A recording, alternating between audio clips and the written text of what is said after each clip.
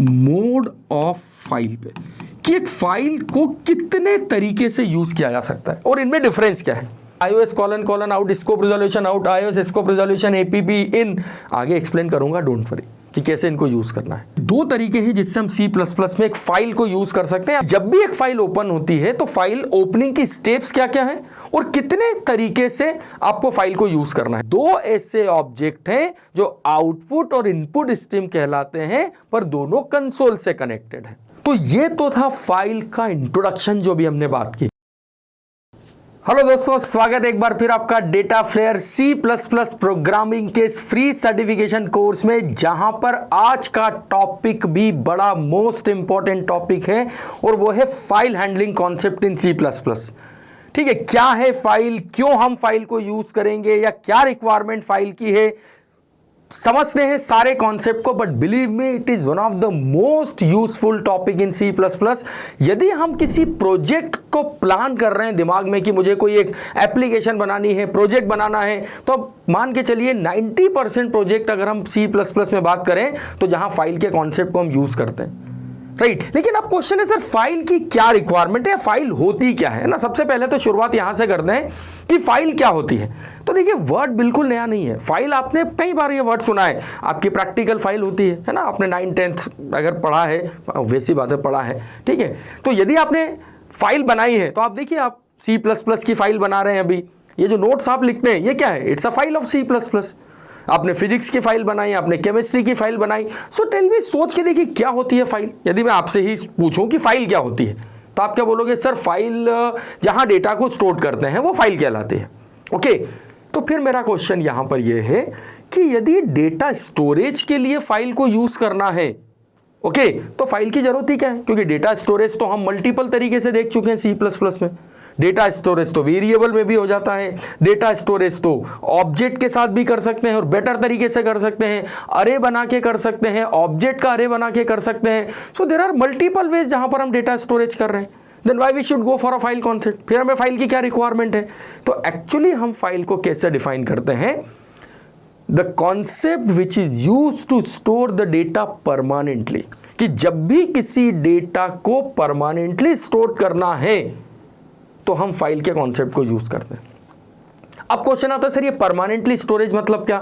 आप सोच के देखिए, अभी तक आपने C++ में मेरे ख्याल से हमने मोर देन 100 प्रोग्राम बना लिए हैं जब से हम पढ़ रहे हैं, राइट। तो यदि आपने एक चीज नोटिस की कि आप जो भी C++ से डेटा सेंड करते हैं, राइट, कि C++ से अगर कोई डेटा गया तो वो कहां पे जाता है, कंसोल स्क्रीन पे, है ना। हमने अभी तक देखा कंसोल मतलब हमारी आउटपुट स्क्रीन, ओके। तो डेटा गया तो भी यहां पे गया, डेटा आया तो भी यहीं पर आया, राइट। मतलब हमने C++ में अगर लिखा सी आउट तो आपका डेटा कहां जाता है, कंसोल पे। यदि मैंने C++ में लिखा सीन तो आपका डेटा कहां से आता है, कंसोल से, राइट। तो डेटा अगर आपका कंसोल पे जा रहा है या कंसोल पे आ रहा है, तो आपने कभी एक चीज नोटिस करी कि आपके प्रोग्राम के रिजल्ट आपके पास कब तक रहते हैं। मतलब अगर मान लो आपने C++ में कोई कोड लिखा, मान लो आपने एक प्रोग्राम लिखा, याद है हमने एक छोटा सा प्रोजेक्ट बनाया था होटल बिल जनरेट करने का, तो वहां भी मैंने आपको बोला था कि ये पूरी तरह से टेम्परेरी है। मतलब जो रिजल्ट आपको मिल रहे हैं कंसोल पे वो केवल तब तक होते हैं जब तक आपकी कंसोल स्क्रीन आपको सामने दिख रही है। एक बार कंसोल स्क्रीन डिसअपीयर हुई तो आपका डेटा लॉस। बस समझने की कोशिश करिए। मान लो अगर आपने कोई सर्चिंग का कोड लिखा, ठीक है, आपने सर्चिंग का प्रोग्राम बनाया। अरे चलो एक एग्जांपल देखते हैं। सपोज मैंने आपसे बोला एक काम करो, 100 स्टूडेंट की इंफॉर्मेशन स्टोर करो। तो आप बोलोगे ठीक है सर, आपने क्लास बना ली, ऑब्जेक्ट बना लिए, ठीक है। 100 स्टूडेंट की क्या क्या इंफॉर्मेशन लेना है, तो मैंने बोला उसका रोल नंबर, उसका नाम, उसका एड्रेस, उसका सिटी, ऐसे आपने क्लास में मेंबर डिक्लेयर कर दिए। 100 ऑब्जेक्ट बना लिए, डेटा स्टोर कर लिया, राइट। लेकिन आप सोचिए, जब इस एप्लीकेशन को आप रन करोगे तो कंसोल पे आएगा, enter the roll number, enter the name, enter the address, enter the city. आपने एक एक करके 100 स्टूडेंट की इंफॉर्मेशन स्टोर की। This complete process will take around 1 hour. 1 घंटा लगा आपको पूरी 100 स्टूडेंट 500 स्टूडेंट की इंफॉर्मेशन स्टोर करने के लिए। आपने मेरे से बोला कि सर वो 100 स्टूडेंट की इंफॉर्मेशन की एप्लीकेशन बन गई है, आप देख लीजिए। मैंने कहा यार एक काम करते हैं, चलो मैं तो अभी बाहर जा रहा हूं, 2 दिन बाद देखेंगे। अब आप सोच के देखिए, अगर मैंने आपको ये बोला कि मैं रिजल्ट आपका 2 दिन बाद देखूंगा, और समझ बच्चे, तो क्या 2 दिन कंसोल स्क्रीन को ऑन करके रखोगे? क्योंकि आपको पता है कि एक बार कंसोल स्क्रीन डिसअपीयर हुई तो डेटा लॉस। अब दोबारा फिर से एंट्री करना पड़ेगी। अभी तक आपने जितने प्रोग्राम C++ में रन करे हैं, आप रन करते हैं, आउटपुट आता है, पर वो आउटपुट चला भी जाता है, क्योंकि डेटा परमानेंट स्टोर्ड नहीं है, वो टेम्परेरी स्टोरेज है। क्यों? क्योंकि वो कंसोल पे है। और आपको पता है हमारी कंप्यूटर की जो मेमोरी होती है वो दो तरीके की होती है, प्राइमरी मेमोरी और सेकेंडरी मेमोरी। एक को बोलते हैं प्राइमरी मेमोरी, एक कहलाती है सेकेंडरी मेमोरी। डेटा जब तक प्राइमरी मेमोरी में होता है वो टेम्परेरी होता है। रैम में जो डेटा है वो टेम्परेरी है, प्राइमरी मेमोरी में जो डेटा है वो टेम्परेरी है। और यदि आप चाहते हैं कि आपका डेटा परमानेंट स्टोर्ड हो जाए तो उसको आपको सेकेंडरी स्टोरेज डिवाइस में रखना पड़ेगा। Secondary storage device like hard disk में सेव कर दो, ठीक है। Secondary storage device like pen drive में सेव कर दो, डीवीडी में सेव कर दो, सीडी में सेव कर दो, ये सब सेकेंडरी स्टोरेज कहलाती है। हार्ड डिस्क हुआ, पेन ड्राइव हुई, ठीक है, पेन ड्राइव के अलावा आपका डीवीडी हुई, ये सब सेकेंडरी स्टोरेज डिवाइस है। तो यदि आपको लगता है कि आपको अपने डेटा को परमानेंटली स्टोर करना है तो आपको उसको प्राइमरी से हटा के सेकेंडरी स्टोरेज में रखना पड़ेगा। और ये चलो एक क्वेश्चन का जवाब दो। आप सपोज MS वर्ड आपने ओपन किया है ना, वर्ड, एक्सेल, पावर पॉइंट, कोई भी सॉफ्टवेयर आपने ओपन किया और आप कुछ टाइप कर रहे हैं।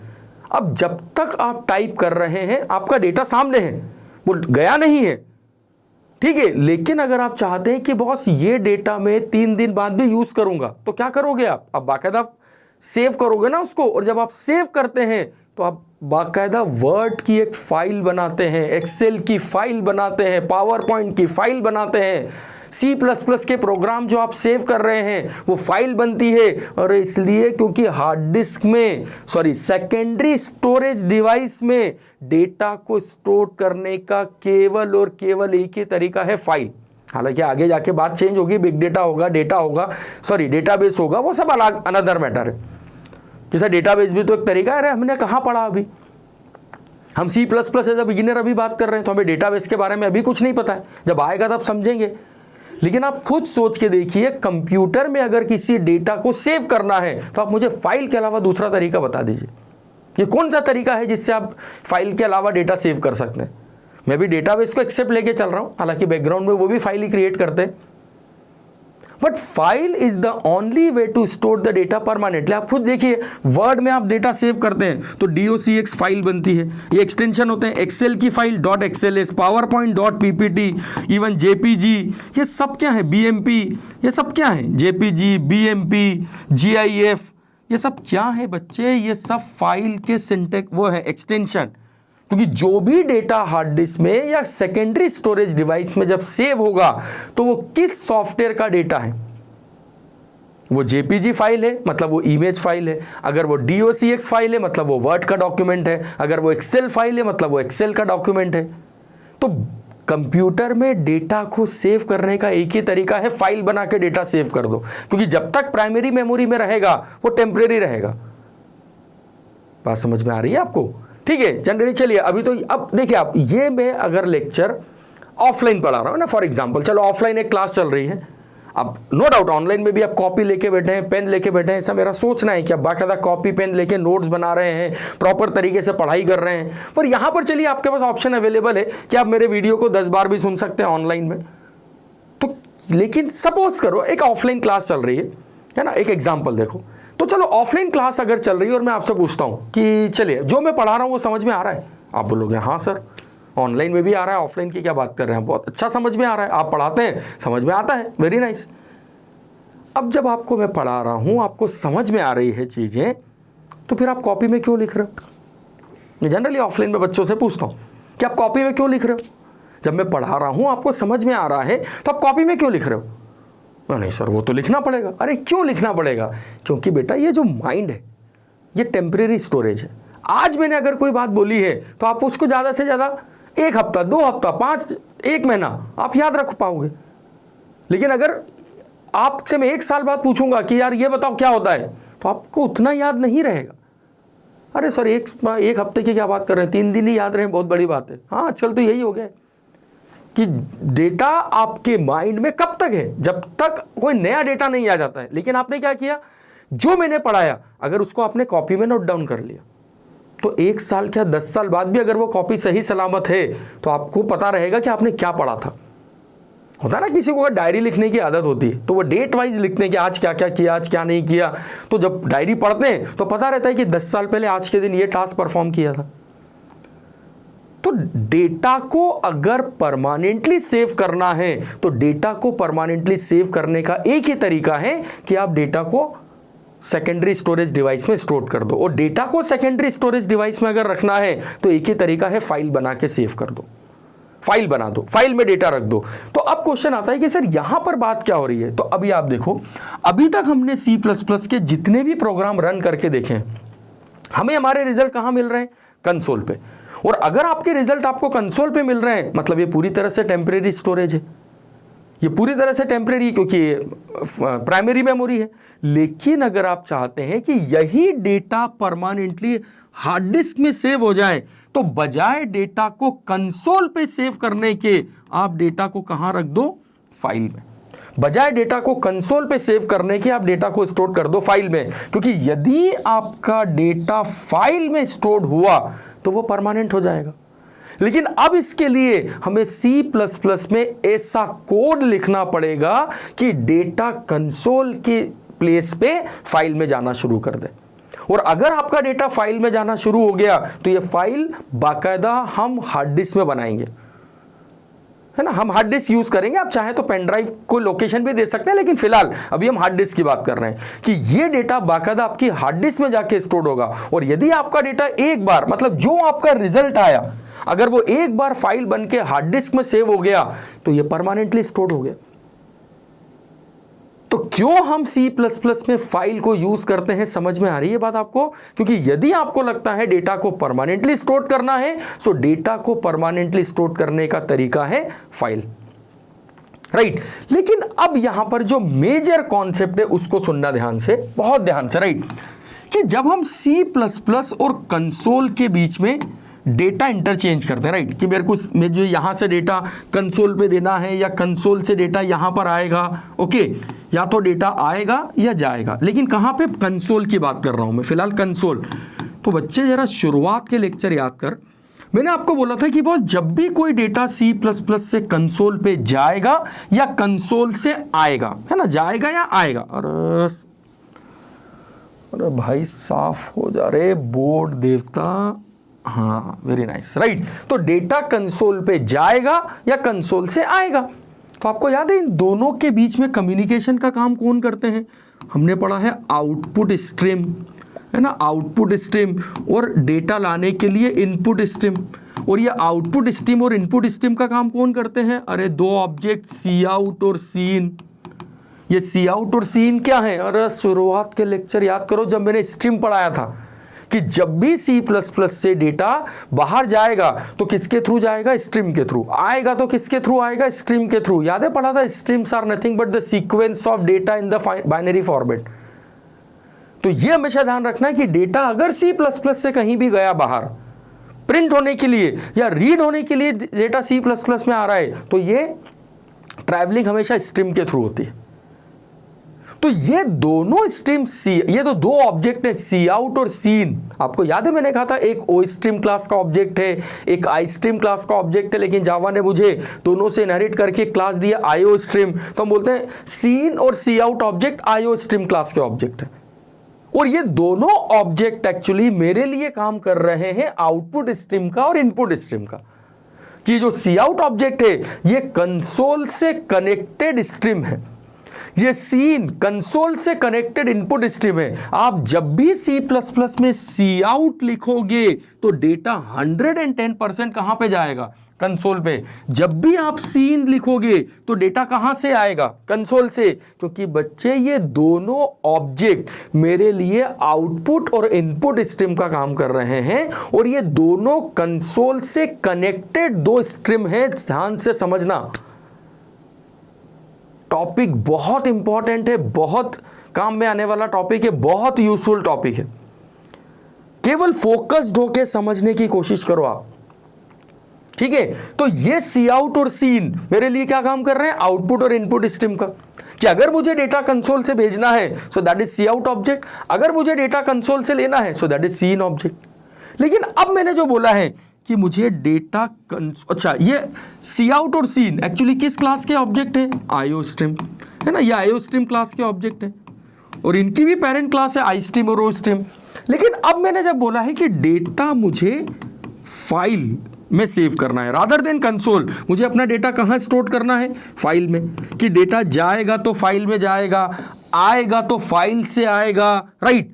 लेकिन यहां C++ ने मुझे क्या बोला? अब सुनो, मैंने आपको अभी क्या बोला? डेटा अगर जाएगा तो स्ट्रीम के थ्रू जाएगा, आएगा तो भी स्ट्रीम के थ्रू आएगा, चाहे वो फाइल हो, चाहे वो कंसोल हो, चाहे वो ब्राउजर हो। मतलब अभी फ्यूचर लैंग्वेजेस अगर आप पढ़ोगे लाइक जावा, तो वहां भी स्ट्रीम यूज होती है, लेकिन वहां डेटा कंसोल पे भी ट्रैवल करता है, फाइल में भी ट्रैवल करता है, ब्राउजर पे भी ट्रैवल करता है वेब एप्लीकेशन के लिए। तो मेरे बच्चे C++ में भी मैं अभी 2 की बात करूं तो डेटा चाहे कंसोल से जा रहा है या आ रहा है, चाहे फाइल में जा रहा है या आ रहा है, दोनों केस में आपका डेटा केवल और केवल स्ट्रीम के थ्रू ट्रैवल करेगा और स्ट्रीम का काम ऑब्जेक्ट करते हैं। और सी आउट और सीन 2 ऐसे ऑब्जेक्ट हैं जो आउटपुट और इनपुट स्ट्रीम कहलाते हैं, पर दोनों कंसोल से कनेक्टेड हैं और ऑब्जेक्ट हैं आईओ स्ट्रीम क्लास के। फाइल के लिए कोई स्ट्रीम कनेक्टेड नहीं है, मतलब कोई इनबिल्ड ऑब्जेक्ट मेरे लिए फाइल से कनेक्टेड नहीं है कि बहुत सी आउट जैसा कोई होगा जिसको बोलूंगा तो डेटा फाइल में चला जाएगा, राइट। तो यहां C++ में सुनना ध्यान से अगले 5 मिनट के कॉन्सेप्ट को। यहां C++ ने क्या बोला? जैसे मैंने आईओ स्ट्रीम क्लास दी है कंसोल के लिए, इसके 2 ऑब्जेक्ट दिए हैं जो कंसोल के लिए आउटपुट और इनपुट स्ट्रीम का काम कर रहे हैं, ये पूरा उसने रेडी करके दिया, राइट। लेकिन फाइल के लिए, लेकिन ये सारी कहानी किसके लिए? कंसोल के लिए। फाइल के लिए उसने क्या बोला? मैं तेरे को एक क्लास दे रहा हूं, क्लास एफ स्ट्रीम, या चलो और अगर हम डिटेल में चले तो उसने बोला मैं तेरे को 2 क्लासेस दे रहा हूं अलग अलग, राइट। उसने बोला बॉस एक क्लास है ऑफ स्ट्रीम, ठीक है, और एक क्लास है इफ स्ट्रीम, ऑफ स्ट्रीम और इफ स्ट्रीम। ये 2 क्लासेस उसने मुझे दी, ऑफ स्ट्रीम और इफ स्ट्रीम, ठीक। ऑफ स्ट्रीम क्लास का जो ऑब्जेक्ट होगा, ऑफ स्ट्रीम वो क्लास है जिसका ऑब्जेक्ट फाइल के लिए आउटपुट स्ट्रीम का काम करेगा, मतलब जो डेटा जाएगा वो जिस क्लास के, अरे जैसे यहां सी आउट ऑब्जेक्ट है ना, इसके पीछे क्लास है, वैसे ही यहां पर डेटा को अगर फाइल में भेजना है तो डेटा को फाइल में भेजने के लिए मुझे C++ और फाइल के बीच में भी एक स्ट्रीम कनेक्ट करना पड़ेगी और स्ट्रीम का काम ऑब्जेक्ट करते हैं। यहां ये ऑलरेडी कनेक्टेड है, लेकिन यहां पर मुझे कनेक्ट करना पड़ेगी। तो मैंने C++ से पूछा भाई तूने कोई फाइल से स्ट्रीम कनेक्ट करके दी है? उसने बोला ना, नहीं दी है। मैंने कहा क्यों नहीं दी? तो उसने बोला बताता हूं रीजन, अभी रुक। पर उसने ये मुझसे बोला कि मैं तेरे को एक क्लास दे रहा हूं, उस क्लास का ऑब्जेक्ट फाइल के लिए आउटपुट स्ट्रीम का काम करेगा।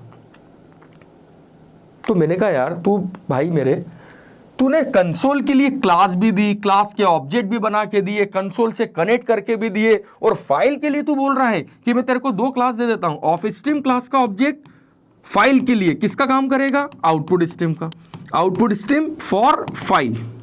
इसका ऑब्जेक्ट फाइल के लिए इनपुट स्ट्रीम का काम करेगा, इनपुट स्ट्रीम फॉर फाइल। मतलब ये वो क्लासेस हैं जिनके ऑब्जेक्ट बने नहीं है, क्लास है। तो मैंने उससे पूछा यार तूने कंसोल के लिए तो क्लास भी दी और इनके ऑब्जेक्ट भी दिए, लेकिन फाइल के लिए तूने केवल क्लास दी है, ऑब्जेक्ट क्यों नहीं दिए? ऐसा भेदभाव क्यों? तो उसने कहा भाई कंसोल ही की है ना, मुझे मालूम है कि कंसोल ये स्क्रीन है, डेटा जाएगा तो इस कंसोल पे जाएगा। सिस्टम में कंसोल 25, 20, 50 थोड़ी होते हैं और आपको थोड़ी ना डिसाइड करना है कि कौन से वाले कंसोल पे जाएगा।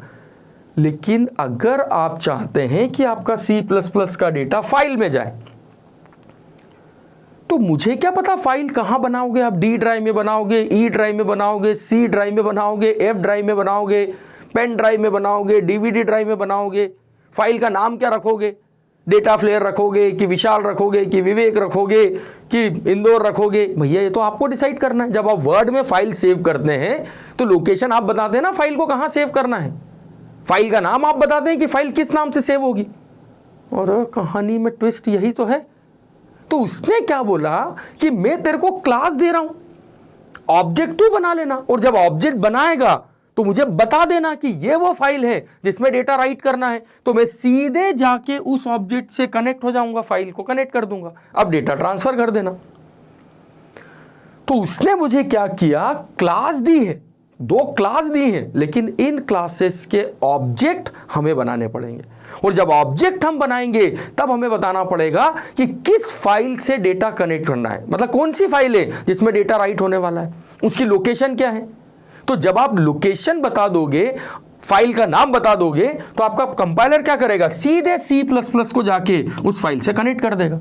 तो यहां कोई इंप्लिसिट ऑब्जेक्ट नहीं है, जैसे Cout और सीन, ये इंप्लिसिट ऑब्जेक्ट हैं जो कंसोल के लिए आउटपुट और इनपुट स्ट्रीम का काम कर रहे हैं, लेकिन फाइल के लिए कोई पहले से प्री डिफाइन ऑब्जेक्ट नहीं है, ऑब्जेक्ट हमें बनाने पड़ेंगे। तो यहां पर अगर आपको फाइल में डेटा राइट करना है तो ऑफस्ट्रीम वो क्लास है जिसका ऑब्जेक्ट फाइल के लिए डेटा राइट करने के लिए हम यूज करेंगे, इफस्ट्रीम वो क्लास है जिसका ऑब्जेक्ट फाइल से डेटा रीड करने के लिए हम यूज करेंगे। मतलब ये क्लास, इस क्लास का ऑब्जेक्ट फाइल के लिए आउटपुट स्ट्रीम का काम करेगा, इस क्लास का ऑब्जेक्ट फाइल के लिए इनपुट स्ट्रीम का काम करेगा। यहां तक कोई कंफ्यूजन? लेकिन इसके बाद उसने क्या किया, उसने ये बोला कि आप 2 अलग अलग क्लास को यूज करने की बजाय एक क्लास को भी यूज कर सकते हो। मतलब उसने मुझे ऑफ स्ट्रीम और इफ स्ट्रीम, ऑफ स्ट्रीम और इफ स्ट्रीम इन दोनों से इनहेरिट करके एक क्लास दे दी है, और उस एक क्लास का नाम है एफ स्ट्रीम। इसका ओ हटा दिया, इसका आई हटा दिया, and there is a class F stream. तो एफ स्ट्रीम वो क्लास है जिसका ऑब्जेक्ट फाइल के लिए आउटपुट और इनपुट दोनों स्ट्रीम में यूज हो सकता है। दिखाता हूं अभी किस तरीके से हम बात कर रहे हैं, डोंट वरी, अभी बात करते हैं। तो मैं तीनों तरीके अपन देख लेंगे, एक क्लास बनाएंगे, एक प्रोग्राम बनाएंगे जिसमें डेटा राइट करेंगे ऑफ स्ट्रीम के थ्रू, एफ स्ट्रीम के थ्रू भी, एक क्लास बनाएंगे, एक प्रोग्राम बनाएंगे जिसमें डेटा रीड करेंगे इफ स्ट्रीम के थ्रू और एफ स्ट्रीम के थ्रू। लेकिन अगर आपके पास ये क्लास है, अरे इनहेरिटेंस है ना, ये दोनों, ये क्लास इससे भी इनहेरिटेड है और इससे भी इनहेरिटेड है, मतलब इसके पास इसकी भी प्रॉपर्टी और इसकी भी प्रॉपर्टी है। मतलब मैं डेटा राइट भी कर सकता हूं इसी क्लास के ऑब्जेक्ट से, डेटा रीड करना है तब भी इसी क्लास का ऑब्जेक्ट आपको बनाना है। तो कहने का मतलब ये है कि बॉस आपके पास कंसोल की तैयारी तो पूरी करके दी उसने, और रीजन समझ में आया, कंसोल की तैयारी तो पूरी करके दी उसने, कंसोल के लिए क्लास भी दी, कंसोल के ऑब्जेक्ट भी बना के दिए, लेकिन फाइल के लिए उसने क्या बोला, क्लास में दे रहा हूं, ऑब्जेक्ट आप बना लेना। और जब आप ऑब्जेक्ट बनाओगे तो आपको डिसाइड करना है कि आपको डेटा राइट करना है या रीड करना है। तो यहां कोई प्री डिफाइंड ऑब्जेक्ट नहीं है, ऑब्जेक्ट हम बनाएंगे, लेकिन किन क्लासेस के, इफ स्ट्रीम, ऑफ स्ट्रीम या एफ स्ट्रीम। बेटर है हम तीनों तरीके से देख लेंगे। लेकिन अब यहां पर जो नेक्स्ट कॉन्सेप्ट है ये समझ में आया आपको, ये वाली जो कहानी मैंने आपको बताई कि जावा ने मुझे इनके ऑब्जेक्ट बना के क्यों नहीं दिए, केवल क्लास क्यों दी, क्योंकि सी या कंसोल के लिए तो उसने क्लास भी दी और ऑब्जेक्ट भी रेडी करके दिए। तो रीजन क्या है, फाइल की लोकेशन क्या है ये तो आप बताओगे ना। तो अब क्वेश्चन ये है कि सर फाइल की लोकेशन हम कैसे बताएंगे, मतलब चाहे डेटा राइट करना हो या रीड करना हो, फाइल की लोकेशन हम कैसे बताएंगे, या कैसे बताएंगे कि फाइल में कौन सा टास्क परफॉर्म करना है। तो यहां पर अभी आते हैं हम, लेकिन यहां पर हम सबसे पहले बात करते हैं मोड ऑफ फाइल पे, कि एक फाइल को कितने तरीके से यूज किया जा सकता है और इनमें डिफरेंस क्या है। मोड ऑफ द फाइल, कि जब भी एक फाइल ओपन होती है तो फाइल ओपनिंग की स्टेप्स क्या क्या है और कितने तरीके से आपको फाइल को यूज करना है। तो पहले चलिए बात कर लेते हैं मोड ऑफ फाइल की, फिर स्टेप की बात करते हैं। तो जब भी हम C++ में किसी फाइल को ओपन करते हैं तो 3 में से किसी एक मोड में आपकी फाइल ओपन होगी। हालांकि आगे जाके मैं मल्टीपल मोड बताऊंगा, लेकिन ये 3 बेसिक मोड है कि किसी भी फाइल को ओपन करने के 3 बेसिक मोड कौन कौन से हैं। सबसे पहला मोड राइट मोड, सेकंड को हम बोलते हैं अपेंड मोड, और थर्ड कहलाता है रीड मोड। बहुत ध्यान से इन तीनों में डिफरेंस समझना कि जब भी एक फाइल को हम ओपन करेंगे तो फाइल ओपनिंग के 3 मोड होते हैं। C++ में एक फाइल को ओपन करने के 3 मोड होते हैं, राइट मोड, रीड मोड और अपेंड मोड। अब ये राइट मोड, रीड मोड और अपेंड मोड में क्या डिफरेंस है समझो आप। राइट मोड का मतलब, अच्छा इनको एक्चुअली जब हम C++ में यूज करेंगे तो इसको बोला जाता है iOS कॉलन कॉलन, एक्चुअली ये स्ट्रीम्स है, iOS आउट है ना, आगे अभी अपन डिटेल में बात करेंगे। इसको हम बोलते हैं iOS APP, इसको हम बोलते हैं iOS इन, एक आउट मोड, एक अपेंड मोड, एक इन मोड, आउट इन और APP, और भी मोड है, अभी हम बेसिक 3 मोड की बात कर रहे हैं, राइट। अब यदि आप बात करें राइट और अपेंड, तो एक क्वेश्चन आता है सर राइट रीड तो समझ में आ रहे हैं कि अगर फाइल में डेटा राइट करना हुआ तो फाइल को राइट मोड में ओपन करेंगे, अगर फाइल से डेटा रीड करना हुआ तो फाइल को रीड मोड में ओपन करेंगे, ये तो ठीक है, समझ में आ रहे हैं। What is this append mode? Append mode का मतलब क्या है? तो आप समझना, यही इंटरव्यू में अक्सर पूछे जाने वाला क्वेश्चन है कि राइट मोड और अपेंड मोड में क्या डिफरेंस है। समझाता हूं आपको, देखो आप मोड ऑफ द फाइल समझ में आ रहा है ना आपको, कि बॉस जब एक फाइल को आप ओपन करोगे तो आप फाइल को कितने मोड में ओपन कर सकते हो, राइट मोड, रीड मोड और अपेंड मोड। तो राइट का मतलब क्या है आप सुनो, मान लो अगर आपने एक फाइल बनाई, ठीक है, एक फाइल आपने बनाई स्टूडेंट नाम की, जिसमें आपको स्टूडेंट के नाम लिखना है। तो आपने क्या किया, एक फाइल क्रिएट की, C++ में एक प्रोग्राम बनाया, ठीक है। इस प्रोग्राम के थ्रू आपने एक फाइल को राइट मोड में ओपन किया, ये एक प्रोग्राम है, मान लो राइट डॉट, जो भी आपने नाम रखा इसका, file1.cpp के नाम से, ये आपका एक प्रोग्राम है जो आपने C++ में बनाया, जिससे आप एक फाइल में डेटा राइट कर रहे हो। तो ये बाकायदा फाइल बनी, और फाइल में जाके मैंने नाम राइट कर दिया, सपोज विकास, ये मैंने नाम राइट कर दिया विकास, राइट। तो आपने सीधे जाके फाइल में, मतलब C++ में प्रोग्राम लिखा, हार्ड डिस्क में फाइल बन गई, हार्ड डिस्क में आपने लोकेशन बता दी कि C ड्राइव में XYZ नाम के फोल्डर में एक फाइल बने, इस फाइल में जाके एक स्टूडेंट का नाम सेव हो जाए, ये हो गया। आपने जाके बाकायदा उस लोकेशन पे देखा तो आपको फाइल मिली, उस फाइल में बाकायदा डेटा मिला, तो मैंने कहा वेरी नाइस। तो जब ये विकास का नाम मैंने सेव किया तो कपिल भी आ गया, कपिल ने बोला सर मेरा नाम तो सेव ही नहीं किया, राहुल भी आ गया, सर मेरा नाम तो आपने सेव ही नहीं किया। ऐसे मल्टीपल स्टूडेंट आ गए, कपिल आ गया, राहुल आ गया, विपिन आ गया, आशीष आ गया, सर हमारे नाम तो आपने लिखे ही नहीं। तो मैंने कहा ठीक है चलो, मैं इस प्रोग्राम को मैंने दोबारा रन किया कि यार एक स्टूडेंट का नाम और लिखना है। तो मैंने जब सेकेंड टाइम में इसी प्रोग्राम को रन किया अगला नाम लिखने के लिए, क्योंकि राइट मोड में मैंने फाइल को ओपन किया हुआ है, अब की बार मैंने नाम दिया मान लो कपिल। तो जब मैंने कपिल नाम दिया, राइट, तो क्या हुआ, इसी फाइल में जाके दोबारा, मतलब ये फाइल दोबारा राइट मोड में ओपन हुई, और अब जाके मैंने देखा तो विकास गया, कपिल आ गया। मतलब क्या, मतलब ये कि यदि आप एक फाइल को राइट मोड में ओपन करते हैं, then write mode always create a new file if file is already exist in that location.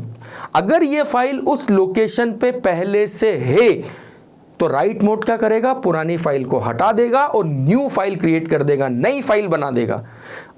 Right mode first time creates a new file, second time creates a new file, always create a new file. तो right mode का मतलब क्या है कि boss यदि उस location पे file नहीं है तो न्यू बना देगा, और अगर है तो पुरानी को हटा देगा, उस लोकेशन की फाइल को, और न्यू फाइल क्रिएट कर देगा। तो यदि आपको यह लगता है कि आपको हर बार नई फाइल क्रिएट करना है, then the best option you should go for write mode. लेकिन अगर आप ये चाहते हैं कि सर नहीं, फर्स्ट टाइम पे तो नई फाइल बने, कि पहली बार अगर मैं इस प्रोग्राम को रन कर रहा हूं, है ना, फर्स्ट टाइम जब मैंने पहला वाला नाम राइट किया तो ये फाइल पहली बार बनी, नई बने, ठीक है, लेकिन सेकेंड टाइम पे मुझे इस फाइल में डेटा जोड़ते जाना है, पुराना डेटा हटाना नहीं है।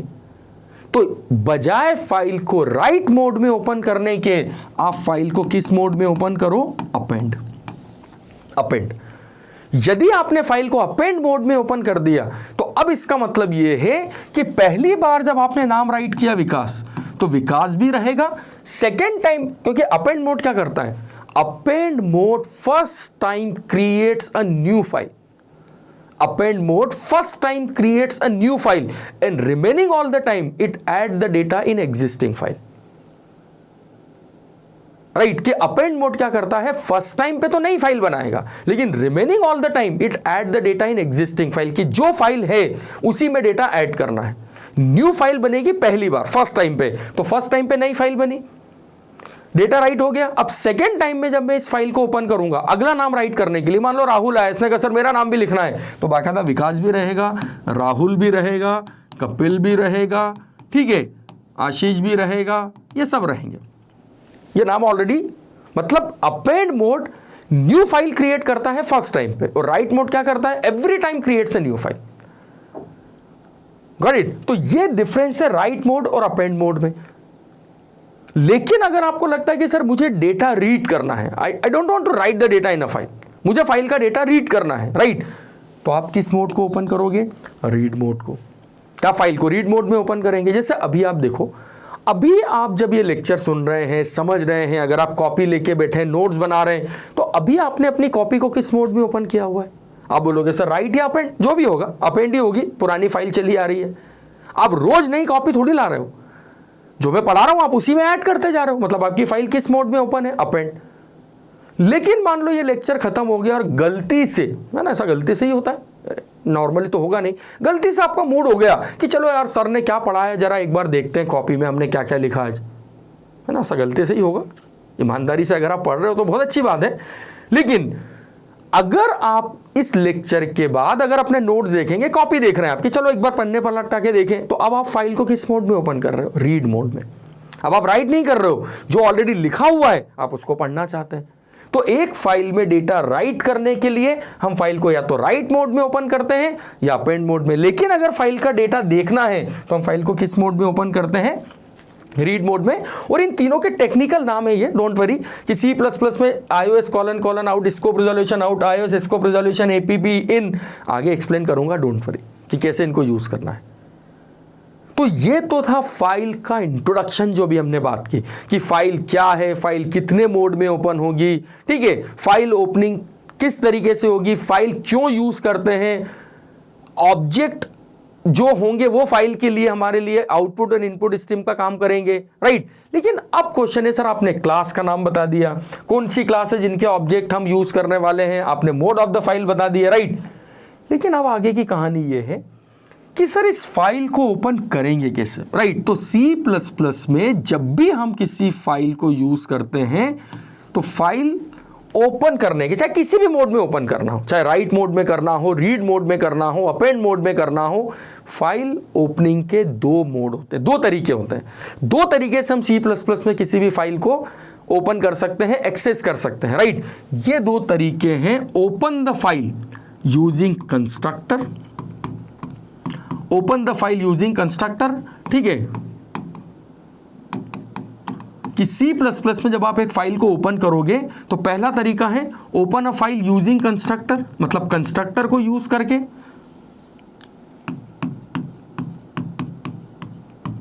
ठीक है।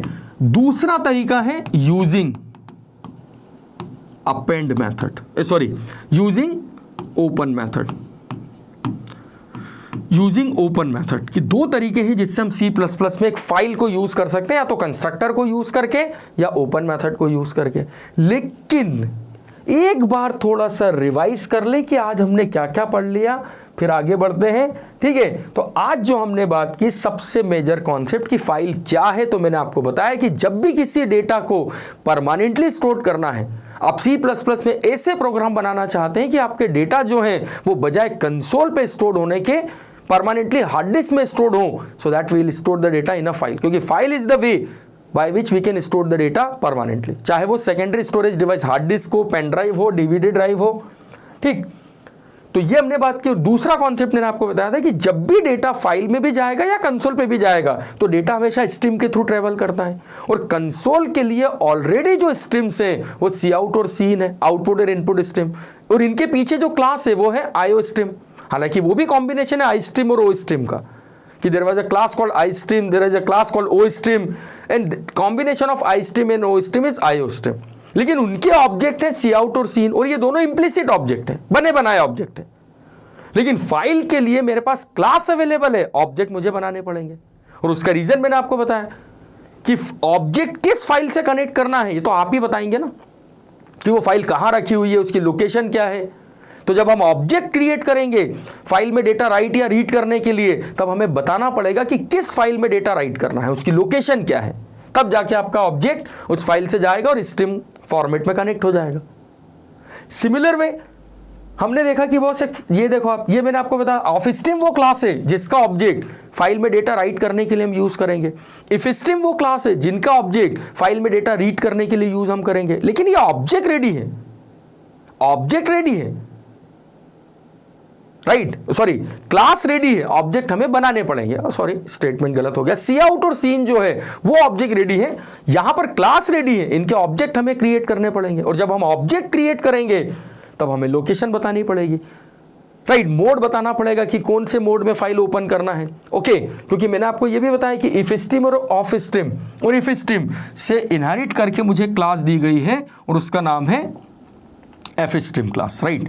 ये देखो आप, तो इस क्लास का ऑब्जेक्ट फाइल में डेटा राइट भी करेगा, रीड भी करेगा। लेकिन फिर हमने ये देखा कि एक फाइल को ओपन करने के 3 मोड होते हैं, राइट मोड, रीड मोड और अपेंड मोड, जिसको हम एक्चुअली यूज करेंगे iOS scope resolution in, APP और आउट। लेकिन अब मेजर क्वेश्चन ये है कि सर किस तरीके से हम ऑब्जेक्ट कनेक्ट करेंगे, राइट। तो आप देखो 2 तरीके से हम C++ में एक फाइल को ओपन कर सकते हैं, 2 तरीके से, यूजिंग कंस्ट्रक्टर और यूजिंग ओपन मेथड। तो इन दोनों में क्या डिफरेंस है, इनमें क्या कॉन्सेप्ट हम अप्लाई करने वाले हैं, यूजिंग कंस्ट्रक्टर क्या होगा, यूजिंग ओपन मेथड क्या होगा, इन सारे कॉन्सेप्ट को मैं आपके लिए लेके आऊँगा नेक्स्ट लेक्चर में। बस बने रहिए इस कोर्स में, समझते रहिए कॉन्सेप्ट को, और यदि कोई कन्फ्यूज़न आए है तो प्लीज़ कमेंट करके बताइए। और अगर वीडियो पसंद आ रहे हैं तो प्लीज़ लाइक करिए, शेयर करिए दोस्तों के साथ। और मैं मिलता हूँ आपसे नेक्स्ट लेक्चर में इसी टॉपिक के कंटिन्यूटी के साथ। Okay, till then take care, bye bye.